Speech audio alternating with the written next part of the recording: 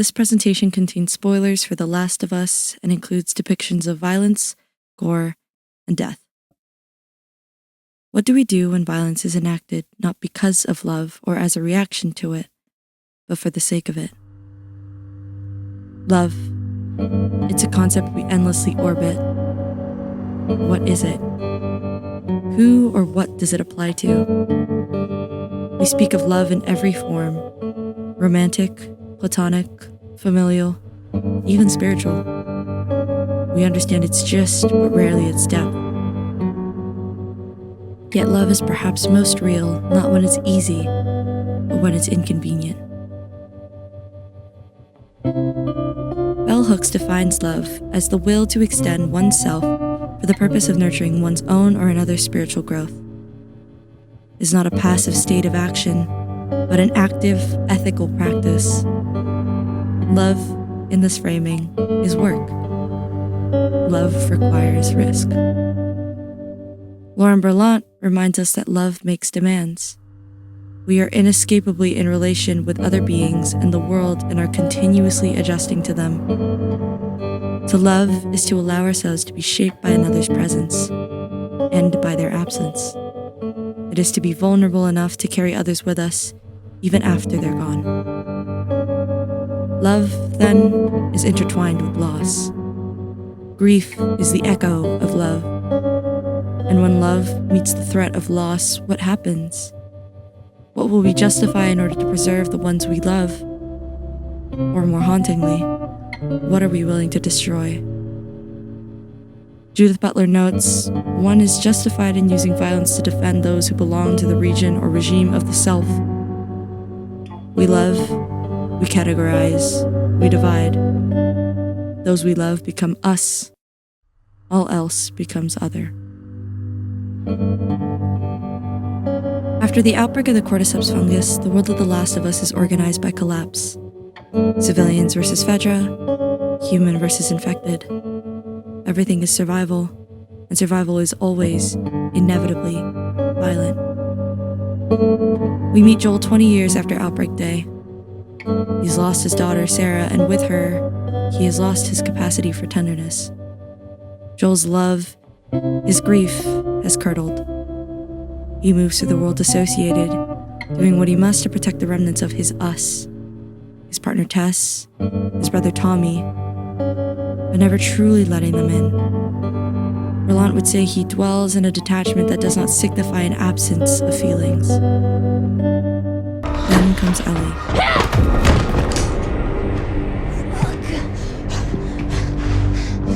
Unlike Joel, Ellie was born into this world of rupture. Her only bond, Riley, is lost to infection, and Ellie alone survives. She carries that survivor's guilt in silence, guarded and bristling. Her violence is a shield, not just from zombies, but from ever needing someone she could lose. Two people, hardened by a world that punishes connection, are then forced to travel together. Joel's job is to deliver Ellie to a rebel group known as the Fireflies, who hope to use her immunity to develop a cure. For a while, he holds her at arm's length. You don't bring up Tess. Ever. But proximity and care wear down his defenses. In Ellie, Joel finds the aching ghost of his daughter, and in Joel, Ellie finds her first anchor to someone who might stay. They begin to inconvenience each other, happily, painfully, lovingly. In a world so profoundly isolated, they find meaning in the interdependence of survival. Hooks reminds us, to love fully and deeply puts us at risk. Joel and Ellie take that risk. Until Salt Lake City. The Fireflies believe Ellie's immunity could be humanity's salvation, but only if she dies. Joel cannot accept this. He has lost one daughter. He will not lose another. So he kills dozens of Fireflies, including the only doctor who might have developed a cure. Swear to me. Swear to me that everything you said about the Fireflies is true.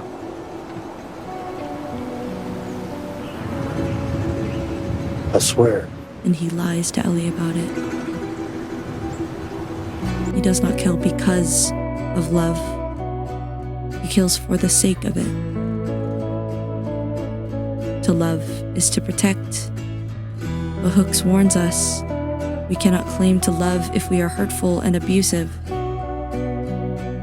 So what happens when love demands a violence that negates another's agency?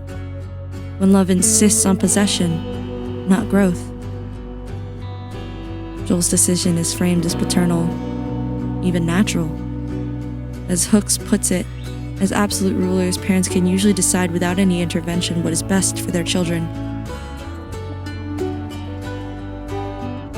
But Ellie is not a child. After all we've been through, everything I've done,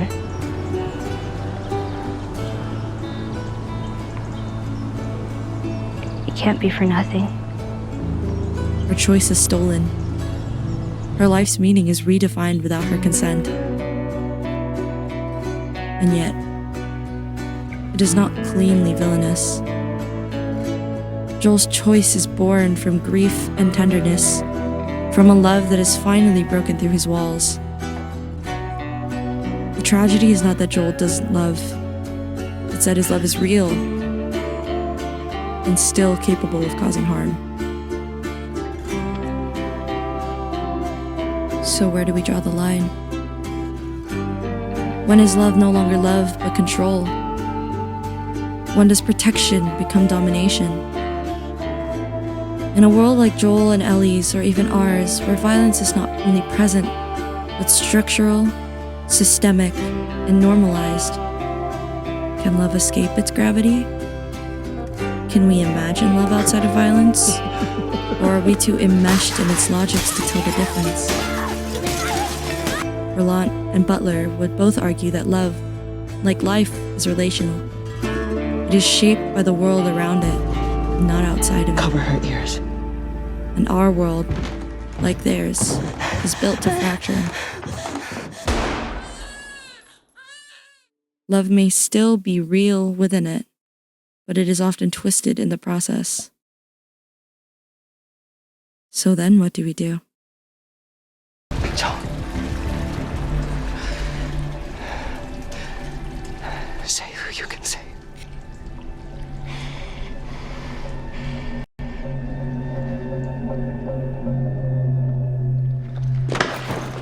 No! We're not leaving her! Get off me, you fucker! Not going with We often talk about violence caused by love. Revenge, jealousy, grief. But what if violence done for love? What if the violence isn't the shadow of love, but its vehicle? In The Last of Us, love is not pure. It is contaminated by survival, grief, and guilt. It is real. And it is compromised. In a world structured by violence, do we get to love without harm? Can love exist without someone being left out or sacrificed? Hook says no. Love must nurture, not dominate. But Berlant reminds us there is no clean way to be with others. There is only the risk we take and the care we give anyway. Oh my god. So, what do we do when violence is enacted, not because of love, but for the sake of it? We acknowledge that love, while often framed as pure, is rarely untouched by the structures around it. In a world governed by scarcity, fear, and survival, whether it's Joel and Ellie's world or our own, love does not float above violence. It moves through it. It justifies it. It even commits it. As Bell Hook reminds us, love must be an act of nurturing, not domination. If love becomes control, if it erases the agency of the other, then it can no longer call itself love. And yet, Judith Butler pushes us to see how the boundaries of the self, of who we recognize as us, justify the very violence we condemn. In protecting our own, we become agents of harm. love becomes geopolitical. Lauren Berlant offers no easy answer, only the uncomfortable truth that love is always inconvenient, always entangled with others we cannot fully manage or fix. And yet, we still love. We still try. Joel's decision is not absolved by love, but it is made legible by it. It shows us what happens when love, corrupted by grief and shaped by violence, stops asking, "What does she need?" and instead insists, "I need her."